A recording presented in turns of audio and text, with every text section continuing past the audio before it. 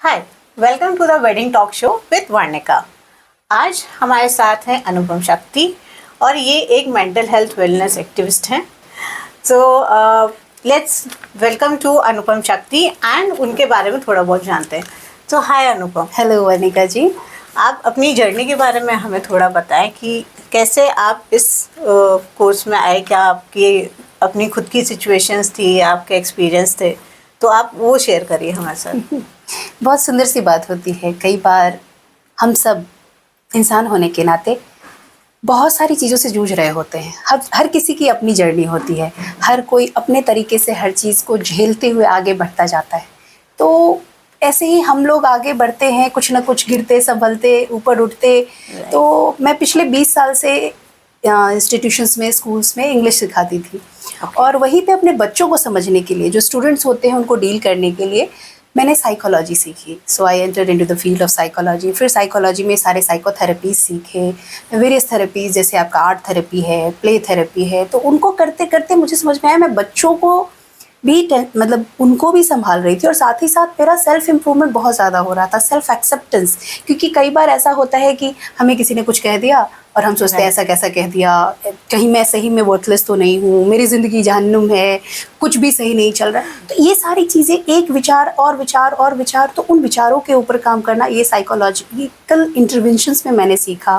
फिर उसको अमल करते हुए जब मैं हीलिंग मोडालिटीज़ की ओर आई, तो जब होता है ना, जब हम साइकोलॉजी की बात करते हैं, जैसे मैं आपके फेशियल एक्सप्रेशन, आपके बैठने के तरीके से आपको बता सकती हूँ कि आप कैसे हो, कैसे आप, जैसे वेडिंग की बात करते हैं हम, दो लोगों को साथ में मिलना है, तो बहुत सारी चीजें इस बात पे निर्भर करती है कि आप कैसे बात कर रहे हो, कैसे उनसे मतलब हाथ मिला रहे हो। तो ये सारी चीजों को समझना एक हुआ। अब उसमें आपको समझ में आ जाता है, अच्छा आप घबराए हो, आज क्या बुरा हो गया तुम्हारे साथ। तो ये एक बात हुई। अब उसमें अगर हम काम करना शुरू करें तो एक मेडिसिन को काम करने में आप देखो 6 महीने भी लग सकते हैं, साल भर भी लग सकते हैं। वही साइकोलॉजिकल इंटरवेंशन में होता है। पर जब हम हीलिंग मोडालिटीज़ की बात करते हैं, जैसे साउंड हीलिंग है, या फिर मैं ग्राफोथेरेपीज़ की बात करती हूँ, या फिर कॉन्शियस मूवमेंट की बात करती हूँ, तो इनका इंस्टेंट रिलीफ होता है। यहाँ तक कि माइग्रेन वगैरह 15 मिनट्स के अंदर उसका पेन कम हो जाता है साउंड हीलिंग के थ्रू। तो ये इन सब चीज़ों की वजह से जब खुद को भी संतुष्टि मिल रही थी, खुद भी सीखने को मिल रहा था, और लोगों को समझने में और अच्छा लग रहा था।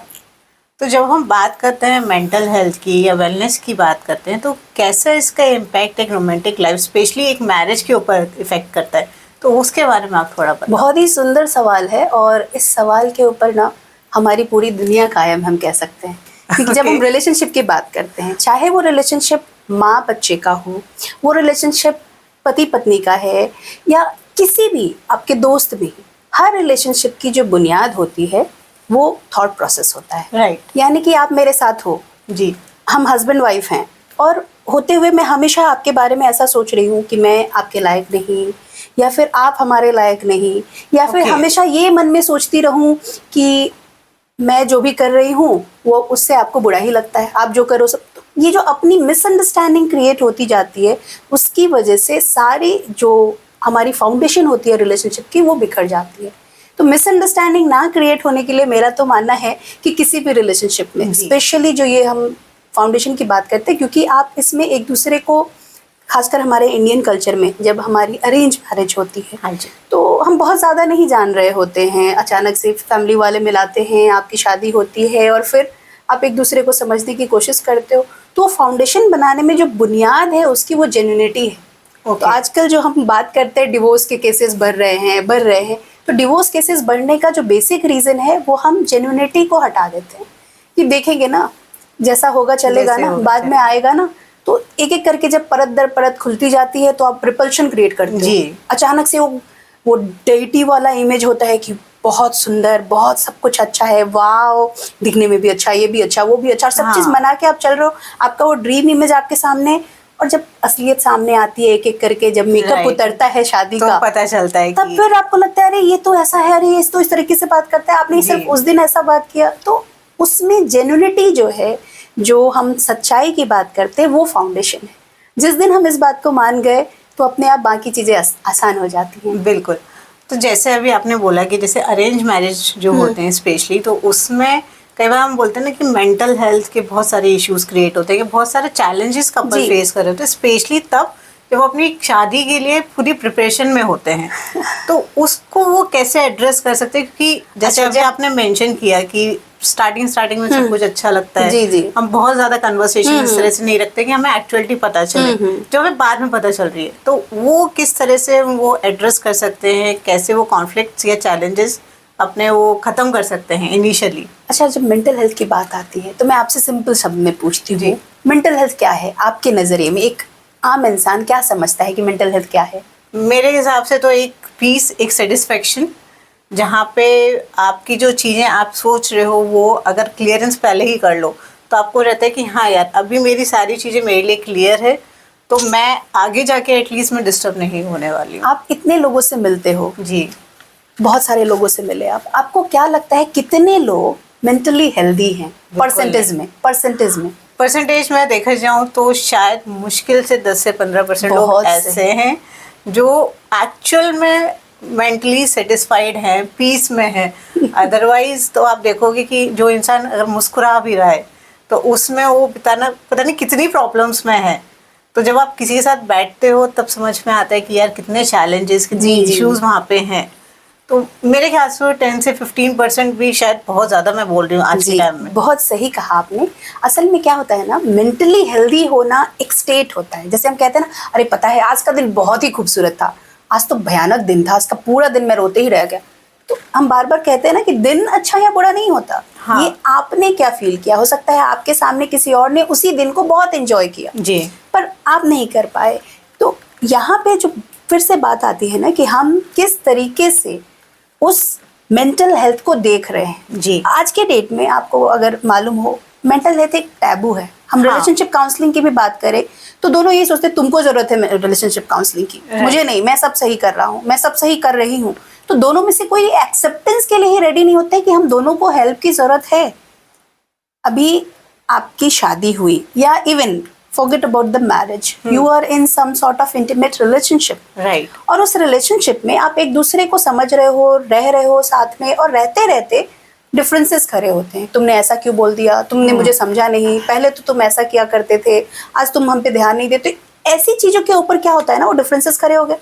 अब इसको बोलना ही बेकार है, इसे कुछ कहेंगे ही नहीं, और अंदर ही अंदर हम उसको घुटते रह जाते हैं और वो डिफरेंसेस और ज़्यादा क्रिएट होते हैं, Right. मिसअंडरस्टैंडिंग और ज़्यादा बढ़ जाती है। तो वहीं पे ज़रूरत है कि जिस जेन्युइनिटी की हम बात करें तो जेन्युइनिटी सामने तो आए। सामने। आप क्या कहते हो, सच बोलने से उसको बुरा लगता है, सच को छिपा के रख दो, बोलना ही नहीं चाहिए, क्योंकि बोलो तो इसको बुरा लग जाता है।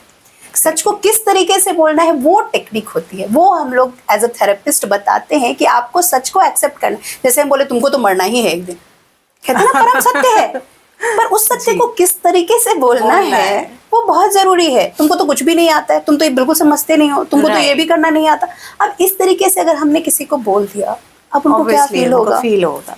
तो किस तरीके से हमारी कम्युनिकेशन हो रही है। हम लोग 3 C's की बात करते हैं किसी भी रिलेशनशिप में। पहला होता है आपका कम्युनिकेशन। जी। आप कैसे बात करो, बिना कम्युनिकेशन, जैसे हम आपसे बात कर रहे हैं, बात एक दूसरे की समझ पा रहे हैं, किसी भी रिलेशनशिप में वैसे ही होता है। सेकेंड आता है कोलैबोरेशन। अब हमने कम्युनिकेट किया, कुछ तुम समझो कुछ हम समझेंगे। जी। ऐसा नहीं कि हमेशा तुम समझते रहो या हमेशा मैं ही सैक्रिफाइस करती रहूं। हम दोनों को एक म्यूचुअल अंडरस्टैंडिंग के साथ आगे बढ़ना हो। बिल्कुल। That is collaboration. And the third and the most important, मतलब बाकी 2 लोग फिर भी कर लेते हैं, हाँ। आगे तक बढ़ जाते हैं। जो तीसरी चीज है, अरे मुझे आदत नहीं है बार बार बोलने की कि आई लव यू, मुझे आदत नहीं है कि मैं तुमको एक रोज ला के दूं, मुझे ये सब शो सा लगता है। आपको समझ में आना चाहिए हर इंसान की फितरत अलग होती है। जी। हमारे पास 5 इंद्रियां हैं ना, हाँ जी। उसके हिसाब से हमारे पास मल्टीपल इंटेलिजेंसेस करके एक टर्म है। मल्टीपल इंटेलिजेंसेस में क्या होता है, कोई इंसान बहुत ज़्यादा विजुअल होता है, यानी कि उसको देख करके कुछ चीज़ें ज़्यादा समझ में आती हैं, आनंदित करती हैं। हाँ। कुछ सुन करके जो ऑडिटरी होते हैं, तो वैसे ही कुछ मतलब अपने आप से बातें करके कुछ दूसरे, तो अलग अलग तरह के इसमें मल्टीलिंग्विस्टिक होते हैं, जिसमें मल्टीपल इंटेलिजेंस हम उसको कहते हैं। तो वैसे ही मल्टीपल इंटेलिजेंस को जरूरी नहीं है हर कोई समझ जाए, पर आप कम से कम अपने पार्टनर को तो समझ सकते हो ना, कि उनको देखना पसंद है कुछ, क्योंकि सामने है, आपने कह के करके दिया तो उसको दिख रहा है। किसी को बोलना, बार बार कह रहे तुम बहुत अच्छा करती हो, तुमने बहुत अच्छा किया, और सुन के आपको अगर मैं कहूँ कि वर्णिका आप बहुत अच्छी लग रही हो, वर्णिका बहुत अच्छी बातें करते हो, कह दिया आप, देखो वो ग्लो अपने आप आता है, इंसान Sure. को हाँ. अच्छा लगता है, इसी को हम कॉम्प्लीमेंट कहते हैं। वो कॉम्प्लीमेंट किसी भी रिलेशनशिप में उसको बहुत ज्यादा स्ट्रेंथ बनाता है। बिल्कुल सही।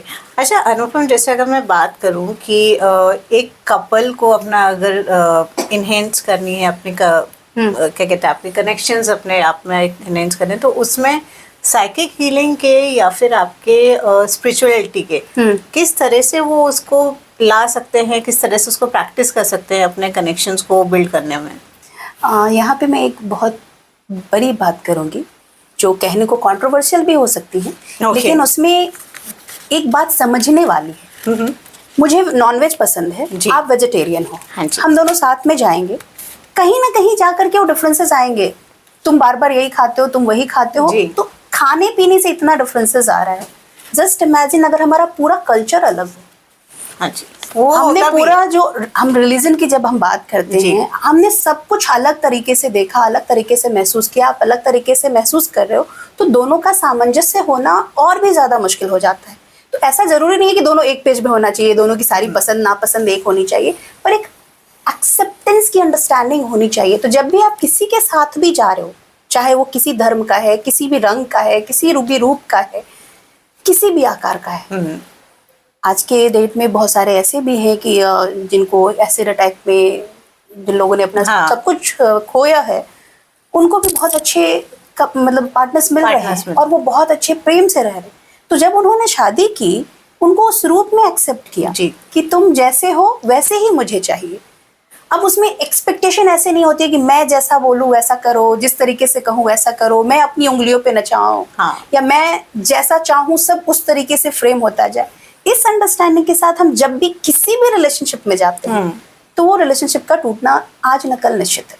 तो हम सिर्फ बात करते हैं कि डिवोर्स के केसेस बढ़ रहे हैं, डिवोर्स के केसेस बढ़ रहे हैं, उसका फाउंडेशन क्या है?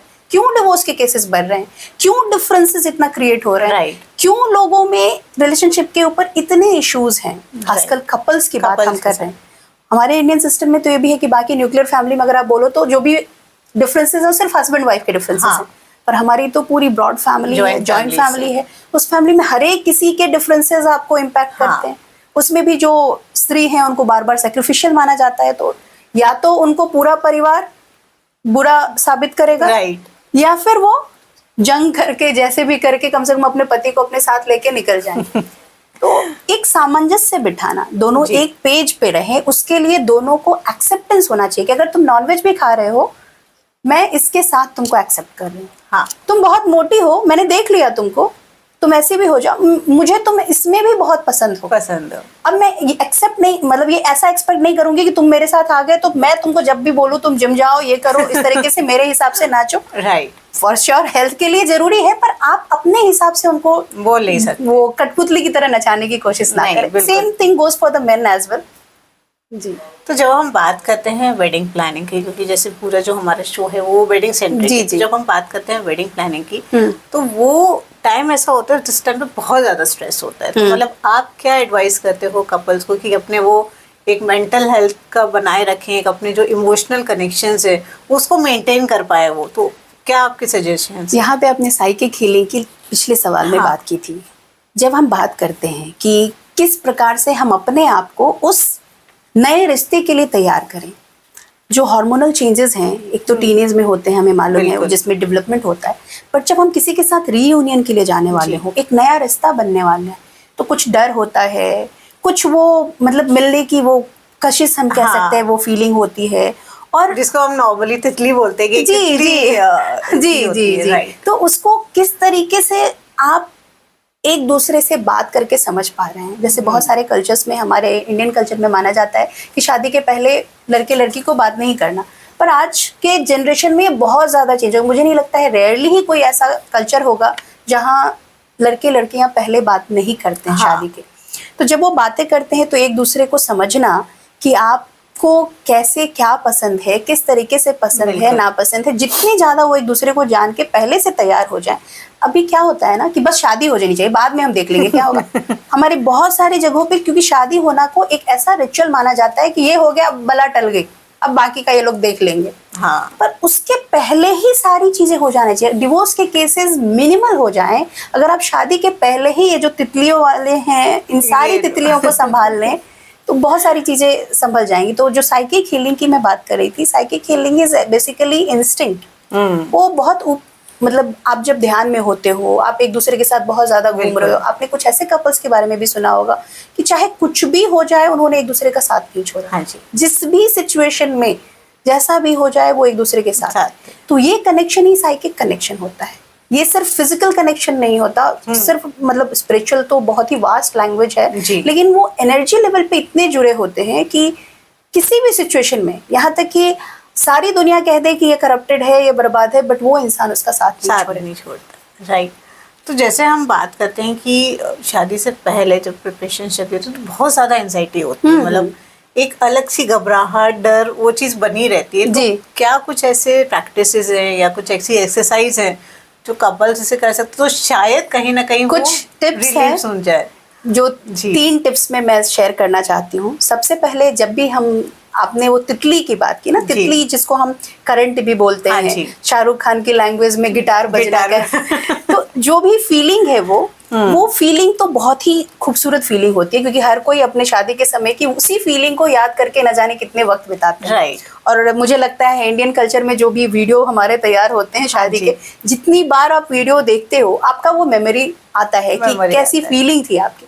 तो उस फीलिंग में दिक्कत नहीं है, वो फीलिंग तो बहुत अच्छी फीलिंग है। उस फीलिंग से रिलेटेड जो फियर है, अब फियर भी जो होता है ना, again fear is not always bad. Fear की वजह से हम जिंदा है, फियर की वजह से हमने घर बनाया है, फियर की वजह से हम जो कुछ भी कर रहे हैं, फियर की वजह से हमारे यहाँ ये लीगल सिस्टम है। तो फियर, वो जो एक फियर है उनका कि आगे क्या होगा, तो अनसर्टेनिटी है। They are not aware about the future circumstances, क्या होगा, कैसे होगा। तो उसको कर्व करने के लिए सबसे ज्यादा पहला पॉइंट, आप जितना ज्यादा खुद को हाइड्रेट कर सके, पानी पी सके, पानी पीते रहे। कुछ ग्राफोथेरेपीज हैं, जैसे ग्राफोथेरेपी में जनरली मैं जेंटेंगल्स भी यूज करती हूँ, डूडलिंग यूज होती है। तो आपकी क्या हॉबी है जिसकी हम बात करते हैं, किस तरह की हॉबी है? आपको कुछ देखना पसंद है, कुछ ऐसी चीजें जो देख के आपको बहुत अच्छा लगता हो, आप ऐसी चीजें देख सकते हो। कुछ ऐसे गाने सुन सकते हो, कुछ चैंटिंग ऐसी कर सकते हो। तो ये पहला हो। दूसरा, सॉरी, पहला मैंने कहा था कि आप पानी अच्छा पियो, दूसरा ये चैंटिंग वाला, सुनने वाला, आपको जो पसंद है, जैसा पसंद है, चाहे नाचना पसंद है, गाना पसंद है, सुनना पसंद है, करिए। तीसरा, nature walk with the people you are really closely related to. तो नेचर वॉक का मतलब होता है आप कभी भी आप बाहर निकल जाइए जहाँ आपको लगे कि मतलब जल प्रवाहित हो रहा है, बहता हुआ जल है। मुंबई जैसे शहर में नहीं मिला, पर आप कोशिश करिए, अगर कुछ ऐसा मिलता है तो वो आपको बहुत ज्यादा शांति देता है, आपके मन को शांत करता है, and you are really prepared. बिल्कुल। लेकिन कई बार ऐसा होता है कि किसी भी, अगर हम इंडिविजुअल की बात करते हैं, एक इमोशनल बैगेज हमेशा हमारे साथ रहता है। तो उस इमोशनल बैगेज को पहली बात तो कैसे बंदे रिकॉग्नाइज करे। अब अगर मैं चलो मान भी लिया कि मुझे पता है मेरे साथ इमोशनल बैगेज है और मुझे ये भी पता है क्या है, उस पर वर्कआउट कैसे किया जाए। मैं तो पहले आपसे जानना चाहूंगी कि आप किस इमोशनल बैगेज की बात कर रहे हैं। इमोशनल बैगेज कई बार क्या होता है कि जैसे मेरे पास रिलेशंस रहे हैं, या फिर मैं बहुत ज़्यादा नर्वस हूँ इस चीज़ को लेके कि मेरा कभी किसी से कोई कनेक्शन नहीं था, तो मुझे पता नहीं कि रिलेशनशिप्स वर्कआउट कैसे होती हैं। अंदर ही अंदर मैं अपने बहुत सारी चीज़ों को लेके ना सोच रही हूँ, बट मैं किसी से बात नहीं कर पा रही हूँ। तो एक वो जो अंदर से एक बिल्डअप आता है ना कि यार पता नहीं कैसे होगा, क्या होगा, किससे जाके बात की जाए, किस तरह से इस चीज़ को होता है कि भाई अपनी क्लियरेंस की जाए। क्योंकि आज के टाइम में जैसे हम लोग खुद प्री मैरिटल काउंसलिंग जब करवाते हैं तो बहुत सारे लोग नहीं बोलते हैं। जो बहुत उनके साथ टाइम लगता है, हमेशा 3 से 4 सेशंस कई बार लग जाते हैं कि उनको कंफर्टेबल लाने के लिए, कि भाई आप कंफर्ट हो जाओ फिर आप बात करो।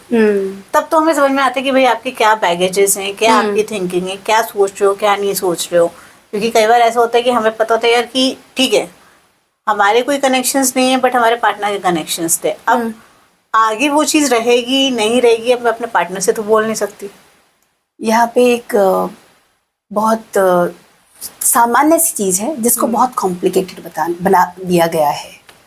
आज एक बच्चा जब टीनेज में आता है, बिल्कुल टीनेज में आते के साथ वो श्रृंखलता, वो जानने की जो बोलते हैं ना इच्छा कि अरे दूसरा जेंडर वो क्या होता है। हाँ। मैं अपने बारे में तो सब जानता हूँ, ये मेरा शरीर है, इससे आगे क्या है। तो ये क्यूरियोसिटी कोई बुरी चीज नहीं है। उस क्यूरियोसिटी में वो एक दूसरे को एक्सप्लोर भी करते हैं। तो ये हो गया हमारा टीनेज और रिलेशनशिप, जिसमें आपको बहुत सारे ऐसे बच्चे हैं जो टीनेज में खुद को एक दूसरे को एक्सप्लोर करते हैं। समटाइम्स वो इन्फेचुएशन होता है, समटाइम्स वो कुछ पल तक जाता है, वो लंबा निभाने की कोशिश करते हैं और थोड़ी देर बाद उनको समझ में आता है कि it can't go on like that, और फिर उनको रुकना पड़ता है। तो एक तो कुछ इस तरीके के रिलेशनशिप होते हैं। कुछ ऐसे रिलेशनशिप होते हैं जिसमें दोनों एक दूसरे को, मतलब जब वयस्कता में बात कर रही हूँ, जब वो वयस्क हो चुके हैं, एक दूसरे को समझने की ताकत रखते हैं, उस समय भी साथ रहते रहते उनको पता चलता है कि ये रिश्ता या तो ज़्यादा नहीं चलेगा या दोनों एक दूसरे को नहीं निभा पाते। तो ये सामान्य सी बात है, इसको एक्सेप्ट करना दोनों ही पार्टनर को बहुत ही ज़रूरी है। और इसको हम इतना ज़्यादा हवा बना के रखे हैं। वर्जिनिटी, आप फीमेल वर्जिनिटी, अब मेल वर्जिनिटी की तो कोई मतलब टेस्ट नहीं है, और फीमेल वर्जिनिटी को लेकर के इतना कुछ हो गया, आपको जान के ताज्जुब होगा कि लोग वर्जिनिटी, वो हाइमन प्लास्टिक करके एक टर्म होता है जिसमें शादी के पहले ladies go for this so that they can get the hymen, right, just to show that they are pure. Exactly. But what is this purity? मतलब एक तरीके से बहुत बड़ा मजाक बना के रखा है। हाँ। क्योंकि अगर हम इमोशनल बॉन्डिंग की बात कर रहे हैं तो इमोशनल बॉन्डिंग में आपने कहा कि ठीक है मैंने वर्जिन से शादी की, एक एग्जाम्पल दे, but later on if you are at differences, आपके बहुत जगहों पे मतलब नहीं मिल रहे हैं, तो फिर आप क्या कहोगे? तुम किसी और के साथ हो, और ये डिफरेंसेस तो आगे भी आएंगे।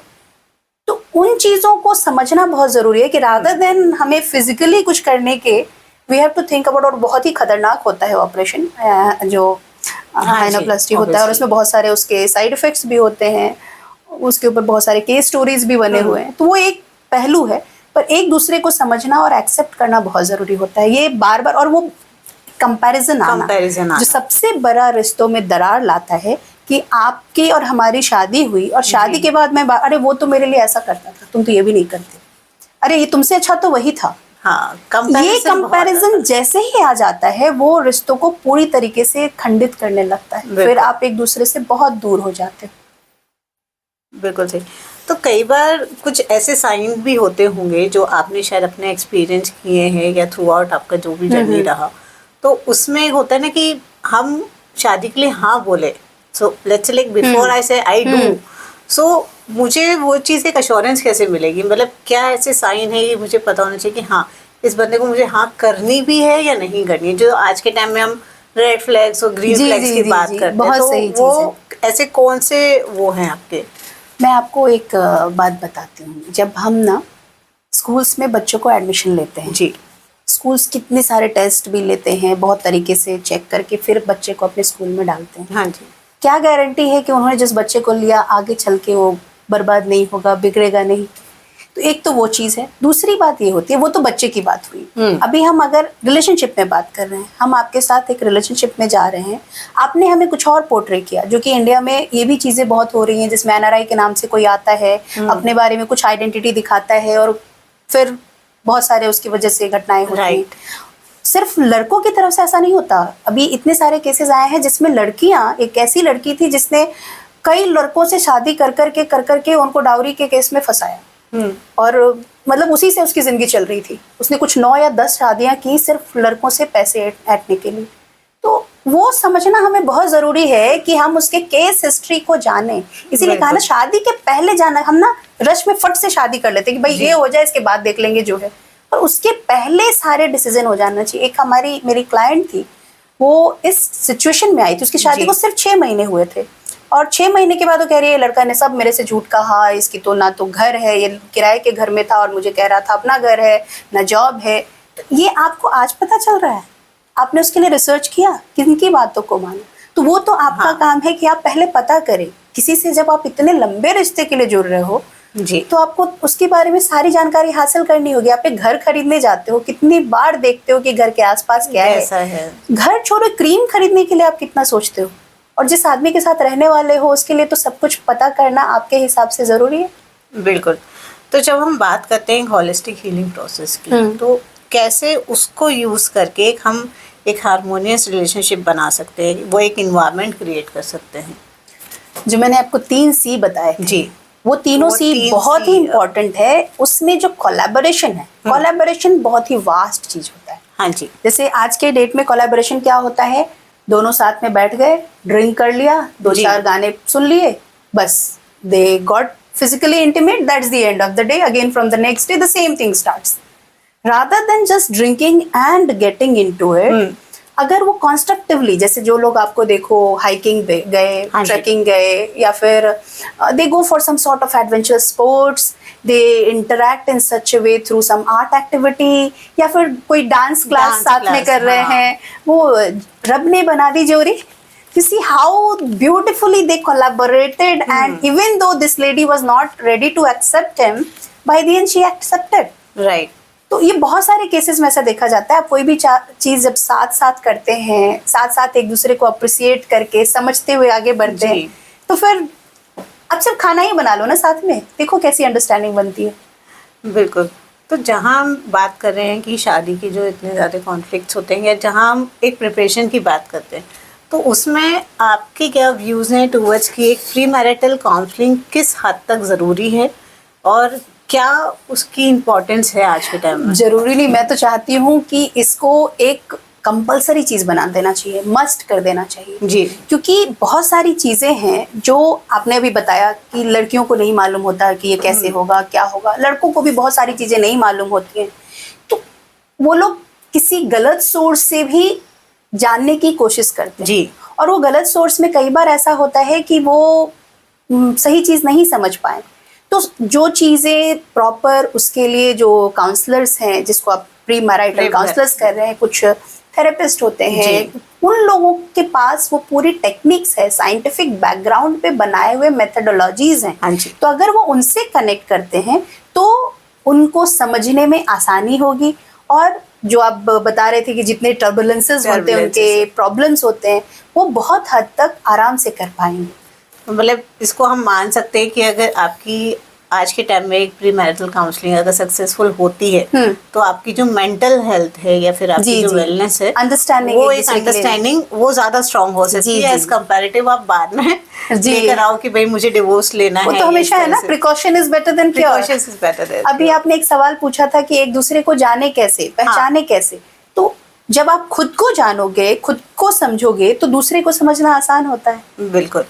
तो अभी जैसे न्यूली वेड कपल्स है, और अब आज से जैसे आज अपना ये देव उठान आप एकादशी कह लीजिए, तुलसी विवाह कह लीजिए, तो आज से शादियां जैसे हमारी चालू हो गई, तो उस केस में आप क्या बोलना चाहोगे कि मतलब क्या टिप्स आप उनको देने चाहोगे न्यूली वेड्स को कि भाई वो किस तरह से अपने एक इमोशनल बैलेंस को बना के रखें, कि किस तरह से, क्योंकि ठीक है उनका हो सकता है शायद प्री मैरिटल काउंसलिंग नहीं हुई या उनको अभी भी बहुत सारे डाउट्स हों, तो वो अपनी मेंटल हेल्थ को कैसे बना सकते हैं? सबसे पहले तो जो नॉर्मल स्टेटमेंट है, it's okay not to be okay.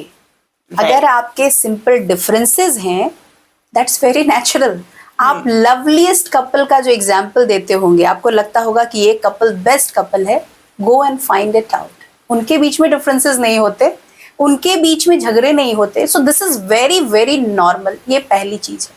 दूसरी चीज, जब भी आप डिफरेंसेस देखें, हमेशा ये शो करने की कोशिश में नहीं रहिए, ये एविडेंस देने की कोशिश में नहीं रहिए कि मैं ही सही हूँ और आपने जो कहा वो आपको कुछ समझ ही नहीं आता है।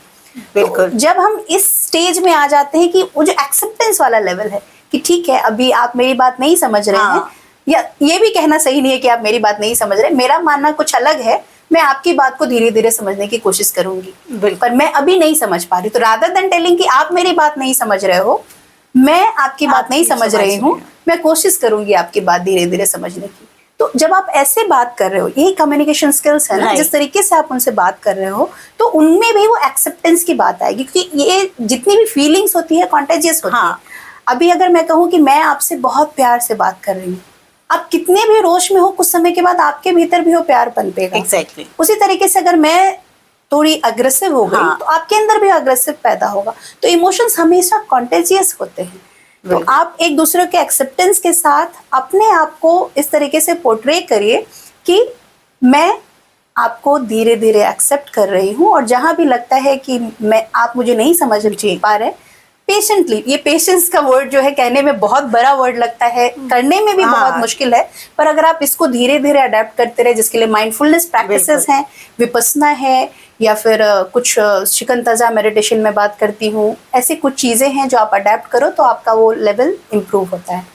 इसमें एक जो हाँ। बहुत बड़ी चीज़ है कि आपने कह तो दिया कि ठीक है बिल्कुल। मैं एक्सेप्ट करूंगी, पर कई बार ऐसा होता है कि आप आक्रोशित हो गए, चिल्ला दिए, जी, और उसके बाद खुद को कर्ज करने लगे कि मैं तो सबसे बुरी हूँ, या मैं सबसे बुरा इंसान हूँ, मैं तुम्हारे लायक ही नहीं हूँ। ये स्टेटमेंट अपने घर में आने नहीं देना है। बिल्कुल। एक दूसरे को उस समय में समझना है, क्योंकि अगर हम मैनिफेस्टेशन की बात हाँ करते जी। हैं तो वहां कहा जाता है वर्ड्स इज पावर। आप जो कुछ भी कह रहे जो हो, कुछ जाने भी अनजाने आप अपने लिए वही लाइफ क्रिएट कर रहे हो। Right. तो आप एक दूसरे को क्या कह रहे हो, आप खुद से क्या कह रहे हो, उस पर बहुत बहुत ज्यादा ध्यान दे करके और फिर बात करें। तो जैसे अभी आपने मेरे को मेंशन किया था कि कुछ ऐसी प्रैक्टिसेस होती है कि भैया आप चलो साथ में खाना ही बना लो, राइट, या फिर आप एक दूसरे से बात करो, तो ऐसे और आप मेरे को 5 या 6 ऐसे कुछ टिप्स दे सकते हैं जो एटलीस्ट न्यूली मैरिड जो हैं तो वो उस चीज़ को प्रैक्टिस करें, तो शायद उनके जो ये जितने भी इश्यूज अगर बाद में जो क्रिएट होने हैं एटलीस्ट वो ना हो, एक अच्छे से एक लाइफ लॉन्ग बॉन्डिंग उनकी बनी रहे। तो मैं कुछ हॉबीज के ही नाम गिना सकती हूँ जिस तरीके से उनको जो समझ में आए। एक तो ट्रैकिंग जा करके आप देखोगे जो लोग फिजिकली एक्टिव होते हैं, एडवेंचरस ट्रिप में जाते हैं, Right. उनकी मैरिज बहुत ही स्मूथ होती है। बहुत, मैं तो जहाँ भी रिट्रीट्स वगैरह के लिए जाती हूँ, वर्कशॉप में जाती हूँ, जो कपल उसके लिए आते हैं उनके बीच में इतनी अंडरस्टैंडिंग होती है कि to be very honest they are okay even their man is there with some other lady or the lady is with some other man, they are okay with that because they feel comfort in that कि I know I have that understanding। तो ये understanding तक पहुंचने के लिए आपको जो साथ में आप कर रहे हो, जो कोलैबोरेटिव एक्टिविटीज है, जैसे स्विमिंग के लिए चले गए साथ में, बीच के पास आप टाइम स्पेंड कर रहे हो, या फिर हिमालय पे चले गए, तो ये तो एक ट्रैवलिंग हो गया जो लोगों को बहुत पसंद आता है। और बहुत सारे कपल्स एक्सेप्ट करेंगे जब वो ट्रैवल के लिए जाते हैं, आउटिंग के लिए जाते हैं, तो उनके रिलेशनशिप और स्ट्रांग होते हैं। फिर आर्ट थेरेपी बहुत सारे लोगों को पसंद नहीं आता है क्योंकि हर कोई हर चीज में इन्वॉल्व नहीं होता है। पर आर्ट थेरेपी का मतलब सिर्फ ड्राइंग पेंटिंग नहीं होता, इवन स्क्रिबलिंग। राइट। आप एक वॉल ले लीजिए, आप ऐसा मान के रखिए कि जो भी गुस्सा हो रहा है, जब भी गुस्सा हो रहा है, जब के वॉल पे एक कुछ डिजाइन बना के आ जा रहा है। अब दूसरा बंदा जब गुस्सा होगा उसको उसी डिजाइन को खूबसूरत बनाना है। तो ऐसे करके आप खुद भी अपने घर में कुछ एक्टिविटीज क्रिएट कर सकते हो, स्टोन से रिलेटेड कुछ बनाना। तो इसको हम कहते हैं रीइंफोर्समेंट, यानी कि आप अगर कुछ नहीं कर पा रहे हो तो खुद को किस तरीके से इनाम दो ताकि आप उसको करने के लिए फिर प्रेरित रहो। राइट। तो हमारे जैसे ये मेरा आपसे लास्ट एक क्वेश्चन है कि हमारे जितने भी व्यूअर्स हैं अगर वो अपना एक्सपीरियंस करना चाहते हैं कि भाई मेंटल हेल्थ है या फिर एक होलिस्टिक हीलिंग की बात करें अपने रिलेशनशिप में, तो वो किस तरह से स्टार्ट कर सकते हैं? स्टार्ट हमेशा सब कुछ स्वयं से होता है, सेल्फ। अब सेल्फ का मतलब है सेल्फ लव, सेल्फ एक्सेप्टेंस। तो पहले मुझे खुद को मैं जैसा हूँ उस तरीके से एक्सेप्ट करेंगे। इसके लिए मैं एक छोटी सी एक्टिविटी करूंगी हर व्यूअर के साथ, आप भी हमारे साथ कर सकते हैं। Just close your eyes, okay, और आंखें बंद करके अपने दाहिने हाथ को अपने नाभि के नीचे रख लीजिए, और नाभि के नीचे रखकर सिर्फ अपने सारे इमोशंस को फील करिए, आपके सर से लेके पांव तक, जहां कहीं भी जो कुछ भी फीलिंग हो रही है उसको महसूस करिए।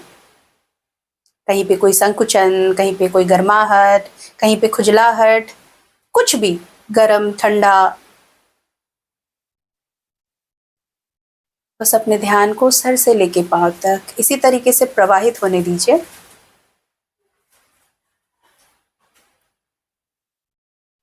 एक गहरी सांस लीजिए और फिर मुंह से बाहर निकालिए। एक गहरी सांस,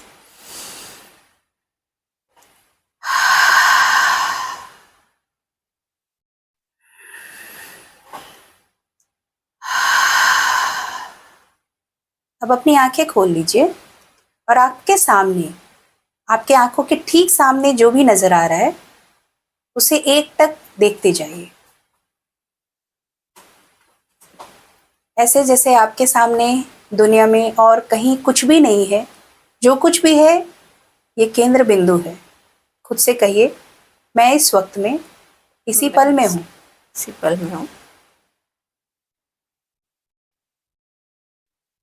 धीरे धीरे अपनी आंखों को बंद कर लीजिए और बंद करके खुद से कहिए, I love myself, I love myself. I love myself unconditionally, I love myself unconditionally. I love and accept myself unconditionally, I love and accept myself unconditionally. I love and accept myself unconditionally without any judgment. I love and accept myself unconditionally without any judgment. उस feeling को अपने पूरे शरीर के कण कण में जाने दीजिए। उन शब्दों को अपने हर एक सेल में चले जाने दीजिए। धीरे धीरे अपनी आंखों को खोल लीजिए। देखिए कैसा महसूस होता है। इसी को हम कहते हैं सेल्फ लव, सेल्फ एक्सेप्टेंस। तो अभी जो शांति की अनुभूति आपको हो रही होगी, या जिन लोगों ने किया वो शांति लग रहा है जैसे, तो ये सेल्फ एक्सेप्टेंस है। आप किसी भी सिचुएशन में जब इसको करते हो तो बहुत ही अच्छा वो फीलिंग आती है, पीसफुलनेस होती है। फिर आप कोई एक डिसीजन भी प्रॉपर ले सकते हो। कभी कभी ऐसा होता है कि आप एक कॉन्फ्लिक्ट वाले सिचुएशन में, एक डायलेमा में होते हो, तो उस दुविधा में आप अगर ऐसा, ये शिकन ताजा मेडिटेशन मैंने अभी कराया जिसको मैंने सिर्फ कुछ देर के लिए किया, आप जो सामने देखते हो कम से कम 5 से 10 मिनट, 15 मिनट, आपको जितना होता है आप देख सकते हो, क्योंकि ये आज के एक जापानीज मेडिटेशन है जो बहुत हेल्प करता है आपके इनसाइट्स को स्ट्रॉन्ग करने में। Great, lovely. तो ये थी हमारे साथ अनुपम शक्ति, और आप इनसे कांटेक्ट भी कर सकते हैं। आप अपना कांटेक्ट डिटेल शेयर कर सकते हैं यहाँ पे। हाँ, मैं कॉन्शियस मोमेंटस सिनर्जी की फाउंडर हूँ। सो www.cmswithanupam.com इस पे जा सकते हैं, या फिर कॉन्टैक्ट नंबर 8454082290 पे कभी भी कनेक्ट कर सकते हैं। And I am available for most of the people, at least on WhatsApp 24/7। Great, thank you so much Anupam for joining us. Thank you so much, and thank you so much viewers हमारे साथ बने रहने के लिए। Stay tuned for our next show. Thank you Varnika, thank you wedding क्लामस।